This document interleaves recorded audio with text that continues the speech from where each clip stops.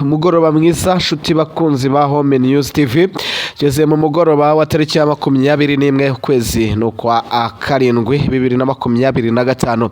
Twizere ko intangiriro z'icyumweru zikomeje kuba nziza kuri imwe mwese, ariko nabo bitameze neza mukomeze kwihangana. Amakuru rero tugiye kwibandaho muri uyu mwanya, tugiye kubabwira imirwano yongeye kuvugiriza ubuhuha muri teritwari ya Walungu, aho 23 natwirwaneho bongeye guhangana n'ibitero bikomeye cyane bya Wazalendo. Turaza kubabwira kandi bamwe bo ku ruhande rwa 23 barashinja ubutegetsi bwa Tshisekedi kuba bumaze kwica ubugira kabiri ibyo bumvikaniye muri Qatar cyangwa se mu masezerano basinyiye muri Qatar. Umudiplomate n'ubundi wa leta ya Kongo yafatanywe ibiro bisaga 200 bya kokayine, abantu bose barumirwa. Ubu ngubu rero turababwira ko kandi Israel yongeye kwica abantu barenga 93 mu gihugu cya Palestina muri Gaza. Ahangaha rero abantu bose bifashe ku myanya ndagakumirwa nyuma yo kubona ubwo bwicanyi bwakorewe abasivili bivugwa ko bishakiraga icyo kurya gusa. Ibyose nibyo tugiye kugarukaho, tukomeza kugenda tubifuriza kugubwa neza muri hirya no hino hose. Mukanda kuri subscribe, like, share ndetse na comment.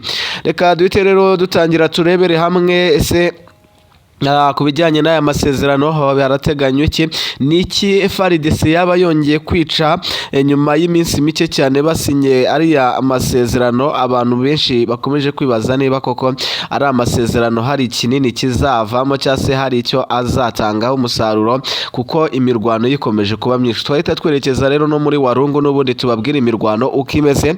Reka duhite duhera kuri iyi nkuru ivuga ko leta ya Tshisekedi n'ubundi imaze kwica ubugira kabiri ibyo bumvikanye muri Doha muri Qatar hagati na 23. Nyuma y'amasaha 48 yonyine leta ya RDC na 23 basinye ku nyandiko n'ubundi y'amahame agenderwaho cyangwa se y'amahame y'inyandiko n'ubundi ngenderwaho aganisha ku masezerano y'amahoro ndetse no guhagarika intambara na 23. 23 tuvugana yamaze gushinja leta y'Kinshasa kuba ngo yatangiye n'ubundi kwica yatangiye kwica ibyemeranyijweho ari Doha muri Qatar. N'umuvugizi wa 23 Lawrence Kanyuka mu kiganiro rero yagiranye na Kivu Morning Post, uyu mugabo yavuze ko kuva n'ubundi ari amasezerano yasinywa Kinshasa imaze kwica ibintu bigera kuri 2 bikomeye biri mu by'ingenzi. Yagize ati rero iminota 5 nyuma yo gusinya inyandiko y'amahame ngenderwaho, Kinshasa rero yahaye n'ubundi rubanda ibisobanuro bihabanye n'ubundi n'ibikubiye mu nyandiko. Icyo nicyo kintu cya mbere. Murabyibuka ibyo twababwiye, ibyo Patrick Moya yatangaje ngo nanone kandi uyu munsi Tshisekedi yohereje n'ubundi drone nyinshi zifite intwaro kugira ngo n'ubundi zigabe ibitero ku baturage b'abasivili mu duce tugiye dutandukanye. Ubwo murumva ko ari ikintu cya kabiri gikomeye cyane, nta gahunda yo kuba bahagarika intambara Kinshasa bafite. Ku wa gatandatu n'ubundi w'icyumweru gishize nibwo n'ubundi AFC 23 na leta y'Kinshasa basinyanye amahame n'ubundi ngenderwaho haganisha ku masezerano yo guhagarika intambara. Impande zombi rero n'ubundi zimazemo n'ubundi imyaka irenga 3 barwana. Ubwo n'ubundi rero izi mpande zombi zari zimaze n'ubundi gusinya ari amasezerano mbanziriza amasezerano. Minisitiri w'itumanaho wa Kongo akanaba n'umuvugizi wa guverinoma y'iki gihugu Patrick Muyaya yahise atangaza ko mu byemeranyijweho Doha muri Qatar harimo ko 23 igomba kuva mu bice byose igenzura, mu gihe 23 biciye mu munyamabanga wabo uhoraho ariwe Benjamin Mbonimpa yahise abeshyuza ari amakuru yanashyize navuga ngo umukono kuri ari amasezerano na ziriya nyandiko. Yahise atangaza ko ibyo byose yatangaje ari ibinyoma byambaye ubusa, ko ibyo bintu yatangaje bitari mu bikubiye mu masezerano bigeze bagirana. Ibyo byose rero nibikomeje kugaragara ko leta y'Kinshasa ari iri kwica ibyo basinyanye mu masezerano kandi ku rugamba rukomeje. Mu gihe tukivuga kuri ari amadrone n'ubundi rero Kongo yohereje yo kongera kugaba ibitero, amadrone yikoreye ibikompora. Duhite dukubitira muri Walungu n'ubundi aho imirwano yongeye kuvuza ubuhuha. kuva ku munsi w'ejo n'ubundi nyuma yo gushyira umukono ku masezerano Warungu hongeye kwaduka imirwano ikomeye cyane. Amaduka yari yafunzwe, imihanda yari irimo ubusa kandi abaturage bari bafite ubwoba bwinshi cyane nk'uko bitangazwa na Radio Okapi. Iyi mirwano rero n'ubundi yadutse mu gihe benshi n'ubundi mu bagize societe civile bari bamaze n'ubundi kuvuza induru cyane bamagana ingufu za gisirikare AFC 23 yarundaga n'ubundi mu gice cya Nyangezi.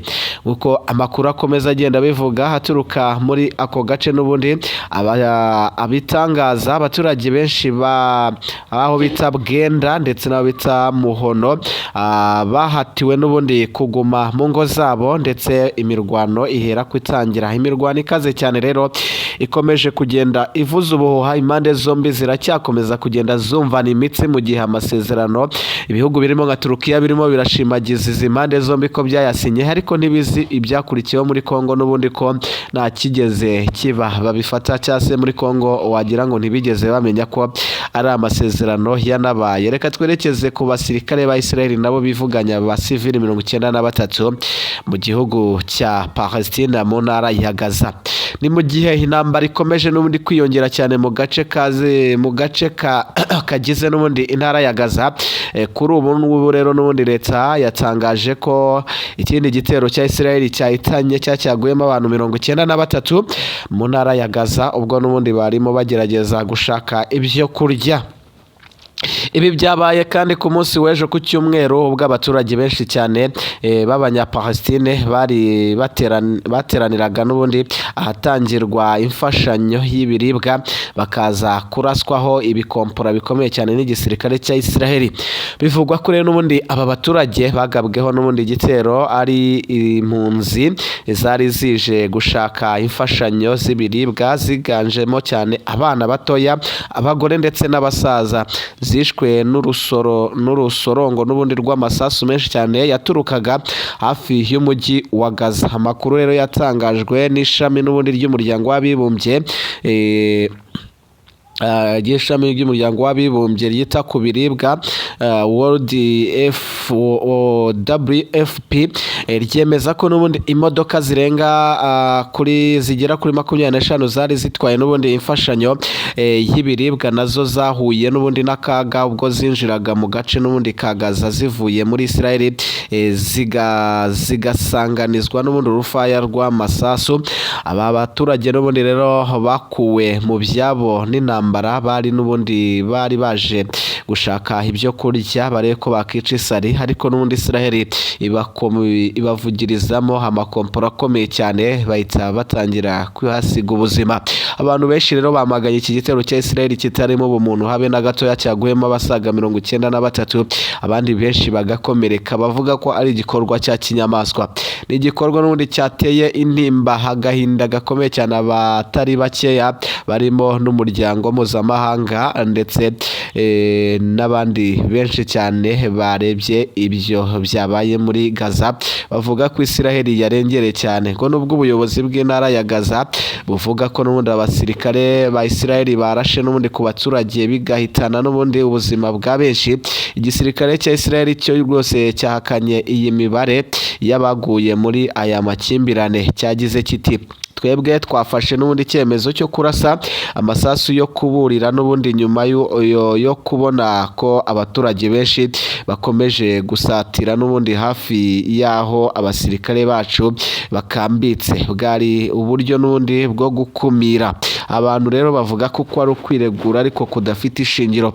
Kugeza ubu ngubu n'ubundi rero amahanga akomeje gusaba ko habaho n'ubundi agahenge no kwihutira n'ubundi kugeza ubufasha ku baturage batuye n'ubundi muri Gaza, nubwo abaturage bakomeje n'ubundi kuba banyamwigendaho mu ntambara n'ubundi itarimo n'ubundi guhagarara, cyangwa se mu ntambara igikomeje, mu gihe Israel ikomeje kugenda irasa uwo ari we wese umuhisi n'umugenzi. Irimo irireguza rero ngo ko yabonaga basatira n'ubundi hafi y'inkambi ya gisirikare yabo. Turaza gukomeza kugenda tubibabwiraho ndetse turababwira n'ibindi byinshi mu kanya kari imbere. Twongere gusubira ariko bibutse gukanda sabone, mukande kuri share, like ndetse na comment. Imana ikomeze ibarinde. Ciao ciao.